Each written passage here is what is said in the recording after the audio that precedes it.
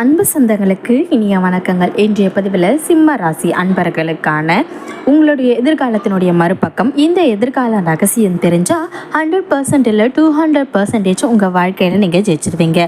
இது part 2க்கான video. ஏற்கனவே part 1க்கான video நம்ம சேனலில் கொடுத்துருக்கோம்.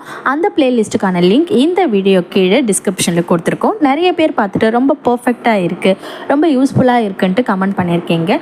பார்க்காதவங்க மறக்காமல் அந்த வீடியோவும் செக் பண்ணி பாருங்கள். வீடியோவில் சொல்லக்கூடிய தகவல்கள் பார்த்தீங்கன்னா ஆண் பெண் இருபாலருக்கும் பொருந்தக்கூடிய தகவல். இந்த சிம்ம ராசி அன்பர்களுக்கான சாதக பாதகங்கள் என்னென்ன விஷயங்கள் இந்த காலகட்டத்தில் நீங்கள் செய்யலாம், அவசியம் தவிர்த்துக்க வேண்டிய விஷயங்கள் என்னென்ன, எந்த தெய்வ வழிபாடு இந்த காலகட்டத்தில் உங்களுக்கு நன்மைகளை உண்டாக்கும், இது மாதிரியான தகவல்களை தெளிவாகவும் விரிவாகவும் இந்த பதிவில் நம்ம சொல்லியிருக்கோம். ஸோ கொஞ்சம் கூட நீங்கள் வீடியோ ஸ்கிப் பண்ணாமல் முழுமையாக பார்க்க முயற்சி பண்ணுங்கள்.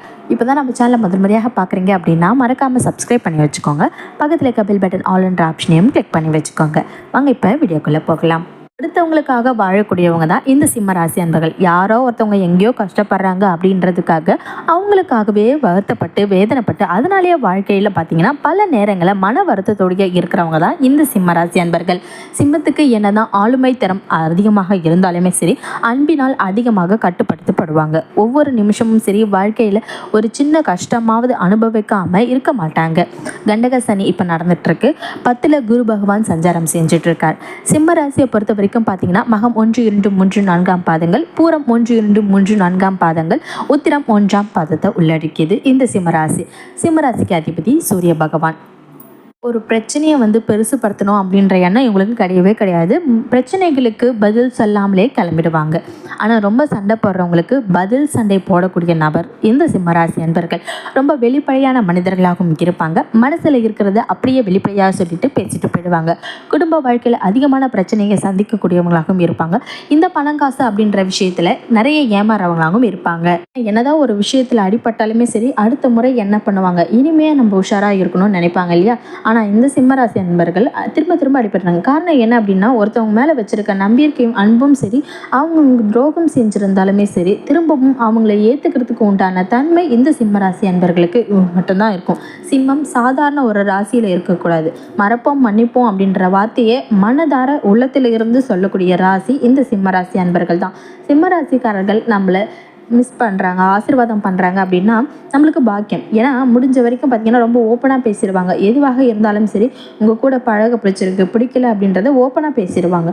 அப்படி அவங்க ஓப்பனாக பேசி ரொம்ப பிளெஸ் பண்ணுறாங்க அப்படின்னா அது ஒரு வரம். ஒரு குலதெய்வமோ இல்லை முன்னோர்களோ, ஏன் இன்னும் சொல்லப்போனால் சிம்ம ராசிக்காரர்களுடைய பிளெஸ்ஸிங்ஸ் ரொம்ப கிடைச்சதுன்னா எந்த ராசிக்காரர்களுக்கும் சரி குழந்தை அமைப்பு இருக்கும் அப்படின்னு சொல்லலாம். ஒரு குழந்தை சிம்ம ராசியாக இருக்குன்னா அந்த குழந்தை பார்த்திங்கன்னா இந்த கால் எடுத்து தன்னுடைய அம்மா அப்பாவாக இருக்கட்டும், ஹஸ்பண்ட் அண்ட் ஒய்ஃபாக இருக்கட்டும், அவங்க தலையில் வச்சாங்கன்னா 100% பிளெஸ்ஸிங்ஸ். குழந்தை இல்லாதவங்க 10 வருஷம் ஆனாலும் சரி, அவங்களுக்கு இந்த குழந்தை பிளெஸ் பண்ணும் பொழுது கண்டிப்பாக குழந்தை பாக்கியம் இருக்கும். நீங்கள் வேணால் செக் பண்ணி பாருங்கள். அவ்வளவு பவர்ஃபுல்லான இருக்கவங்க தான் இந்த சிம்மராசி அன்பர்கள். அதே மாதிரி ஒரு பிரச்சனை வந்துடுச்சுன்னா தவறான முடிவை எடுத்துடலான்னு கூட ஒரு சில நேரங்களில் தோணும். ஆனால் நம்ம கூட இருக்கவங்களால வருத்தப்படுவாங்களோ அப்படின்ட்டு அவங்களுக்காகவே இவங்க சந்தோஷமாக இருப்பாங்க. மனசில் இருக்கும் எந்த ஒரு காயத்தையுமே சரி அவ்வளோ சீக்கிரம் இவங்க வெளிக்காட்ட மாட்டாங்க. ஆனால் தனியாக இருக்கும் பொழுது ரொம்பவே அழுவாங்க. அவங்க இதயம் அந்த அளவுக்கு பலவீனமாக இருக்கும் அப்படின்ட்டு நம்மளுக்கே கஷ்டமாக இருக்கும். அந்த அளவுக்கு தனிமையில் இவங்க ரொம்பவே கஷ்டப்படுவாங்க. ஓடிக்கிட்டே இருக்கக்கூடிய ராசியாக இருப்பாங்க. ஏதாவது ஒரு விஷயத்த செய்யணும், ஏதாவது ஒரு விஷயத்த கற்றுக்கணும், நம்ம ஏதாவது ஒரு விஷயத்தில் அப்டேட் ஆகிக்கணும் அப்படின்றதுல கண்ணும் கருத்துமாகவே இருப்பாங்க. இது போகிறோம் அப்படின்னு ஒரு மனநிலை இவங்ககிட்ட இருக்கவே இருக்காது. நிறைய கலெக்டர்ஸ், பெரிய பெரிய டாக்டர்ஸாக இருக்கட்டும், லாயராக இருக்கட்டும், எந்த துறையிலுமே இருந்தாலும் சரி, ஒரு அட்மினிஸ்ட்ரேட்டிவ் HR குவாலிஃபிகேட்டிவ்ல இருக்கிறவங்களும் சரி இந்த சிம்மராசி அன்பர்களாக தான் இருப்பாங்க.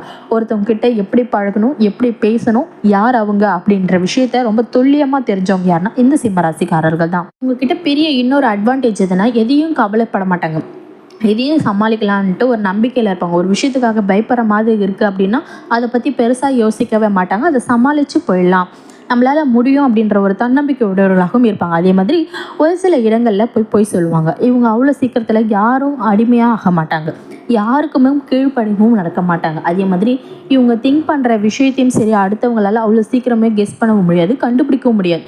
ஆனால் வெளியில் யார் கேட்டாலும் ஒரு வார்த்தை தான் சொல்லுவாங்க, நீ சொல்கிறது தான் நான் கேட்குறேன் அப்படின்ற மாதிரி பேசுவாங்க. சிம்ம ராசியை பொறுத்த வரைக்கும் பார்த்தீங்கன்னா மகர ராசியோ அல்லது மீன ராசியோ திருமணம் செஞ்சவங்களாக இருந்தால் லைஃப் ரொம்பவே மோசமாகவே இருக்கும் திருமண வாழ்க்கைக்கு. என்ன காரணம் அப்படின்னு பார்த்தீங்கன்னா மகரம் இவங்களுக்கு 6ஆம் இடம், மீனம் இவங்களுக்கு அஷ்டமம்.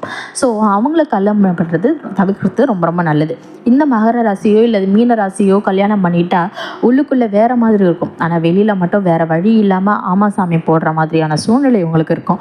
ஒரு விஷயத்தில் மட்டும் இவங்க சின்ன சின்ன போய் சொல்லுவாங்க. அதே மாதிரி பார்த்தீங்கன்னா குருவினுடைய ஆதிக்கம் இவங்களுக்கு அதிகம் கொண்டவங்க தான் இவங்க. ஆனால் குருவால் இவங்களுக்கு பெருசாக ஒரு நற்பலன்களுக்கு கிடையவே கிடையாது. குரு இவங்களுக்கு பார்த்தீங்கன்னா நிறைய நல்ல பலன்களும் பண்ண மாட்டார். சிம்மராசிக்காரர்கள் பார்த்தீங்கன்னா அதிகம் வழிபாடு செய்ய வேண்டியது குரு பகவான் வழிபாடு தான். நிறைய தட்சிணாமூர்த்தி வணங்கலாம், வியாழக்கிழமை தினங்களில் குரு வழிபாடு பண்ணலாம், இல்லைன்னா ஜீவசமாதி வழிபாடும் செய்யலாம். ஏன்னா குரு உங்களுக்கு ஃபேவரட்டாக இருக்கணும். பஞ்சமாதிபதி குரு அஷ்டமாதிபதியும் குரு 6ல் பார்த்தீங்கன்னா குரு நீச்சமாவார். உங்களுக்கு பார்த்தீங்கன்னா குரு சரியில்லைன்னா உடல்நல பிரச்சனையோ இல்லை எதிரிகள் சார்ந்த பிரச்சனையோ கடன் பிரச்சனையோ இதெல்லாம் ஏற்படும். அதனால் குரு பகவான் வழிபாடு நிறைய பண்ணுங்கள். 8ஆம் இடம் அஷ்டமாதிபதி உங்களுக்கு குரு தான். அப்போ குரு பகவானை நீங்கள் அதிகமாக வணங்கினா உங்களுக்கு ஆயுள் சம்மந்தப்பட்ட பிரச்சனைகள் ஏற்படாது. அதே நேரத்தில் பார்த்தீங்கன்னா தேவையில்லாத மன வருத்தங்களும் ஏற்படாது. உங்களுடைய 12ஆம் இடத்துல பார்த்தீங்கன்னா குரு பகவான் உச்சமாகிறார். ஸோ விரயங்கள் சுப விரயங்கள் உண்டாகும். நீங்கள் என்னதான் பிஸ்னஸ்க்கு போய் கொடியாக இன்வெஸ்ட்மெண்ட் பண்ணாலுமே சரி அந்த சுப விரயங்கள் உங்களுக்கு ஏற்படாமல் இருக்கவே இருக்காது. குரு பகவான் வழிபாடு சிம்மராசி அன்பர்களுக்கு பார்த்தீங்கன்னா பண்ணும் பொழுது ரொம்ப கரெக்டாகவும் ரொம்ப பெஸ்ட்டாகவுமே இருக்கும். சிம்மராசிக்காரங்கிட்ட இன்னமும் ஒரு விஷயம் சொல்லணும் அப்படின்னு பார்த்தீங்கன்னா அவங்க நினைவுனாலும் சிந்தனைனாலுமே சரி அடுத்தவங்க கண்டிப்பாக பயன்பெறுவாங்க. இந்த பயன் அப்படின்றதுக்கும் சரி 3 விஷயங்கள் இருக்கும். அதாவது வெறுமனே சாதாரண பயன் அப்படின்றத விட உபயோகமான பயனாக இருக்கும். சிம்மராசியை பொறுத்த வரைக்கும் பார்த்தீங்கன்னா நகைச்சுவை உணர்வுடையாக இருப்பாங்க. தன்னை சுற்றி உள்ளவங்களை சந்தோஷமாக வச்சுக்கணும், கலகலப்பாக வச்சுக்கணும்னு நினைப்பாங்க. 10 பேர் ஒருத்தவங்களும் சிம்மராசி அன்பர்களாகவும் இருப்பாங்க. கண்டிப்பாக ஒரு கூட்டத்தில் ஒருத்தவங்க பார்த்தீங்கன்னா சிம்மராசி அன்பர்களாக இருப்பாங்க. ஆணாக இருந்தாலும் சரி பெண்ணாக இருந்தாலும் சரி எதிர்ப்பாளினம் இவங்க கூட அதிகமாகவே இருப்பாங்க. சிம்மராசிக்காரங்க ஒரு பெண்ணாக இருக்கும் பொழுது பார்த்திங்கன்னா நிறைய ஆண் நண்பர்களின் பழக்க வழக்கங்கள் கண்டிப்பாக இருக்கும். அதேமாதிரி சிம்மராசிக்காரங்கள் பெண்ணாக இருக்கும் பட்சத்தில் ஆணுடைய பழக்க வழக்கங்கள் அதிகமாகவே இருக்கும். இவங்கக்கிட்ட இன்னொரு பெரிய விஷயம் என்ன அப்படின்னு பார்த்தீங்கன்னா இவங்களுக்கு உதவின்ற விஷயம் அதிகமாகவே இருக்கும். நிறைய உதவி பண்ணுவாங்க. குறிப்பாக ரத்த தானம் பண்ணுவாங்க. பணம் சம்மந்தப்பட்ட உதவியை தவிர வேறு எந்த உதவியாக இருந்தாலும் இவங்க அதிகமாகவே செய்வாங்க. சிம்மராசியை பொறுத்த வரைக்கும் பார்த்திங்கன்னா காதல் அதிகம் பண்ணுவாங்க. ஒரு காதல் முடிஞ்சால் அடுத்த காதலுக்கு பார்த்திங்கன்னா ரொம்ப சீக்கிரமாகவே தயாராகிடுவாங்க.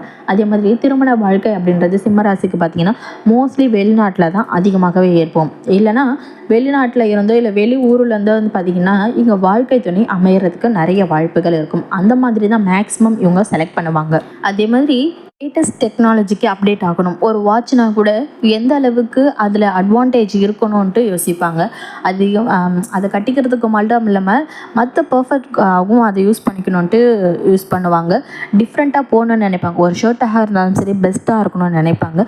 எதில் ரொம்ப சுவாரஸ்யம் எதில் ரொம்ப புதுமைத்துவம் இருக்கோ அதை தேடி உபயோகப்படுத்தக்கூடியவங்க தான் இந்த சிம்மராசி அன்பர்கள். இந்த பதிவில் உங்களுக்கு ஏதாவது சந்தேகம் இருந்தால் மறக்காம கீழே கமெண்ட் செக்ஷனில் கமெண்ட் பண்ணுங்கள். நன்றி. மற்றும் ஒரு புதிய தகவலுடன் உங்களை மீண்டும் சந்திக்கணும். இது வரைக்கும் நம்ம சேனலை சப்ஸ்கிரைப் பண்ணாமல் பார்த்துட்டு இருக்கீங்கன்னா மறக்காமல் சப்ஸ்கிரைப் பண்ணி வச்சுக்கோங்க. பக்கத்தில் இருக்க பெல் பட்டன் ஆல் என்ற ஆப்ஷனையும் கிளிக் பண்ணி வச்சுக்கோங்க. நன்றி. மற்றும் ஒரு புதிய தகவலுடன் உங்களை மீண்டும் சந்திக்கின்றோம்.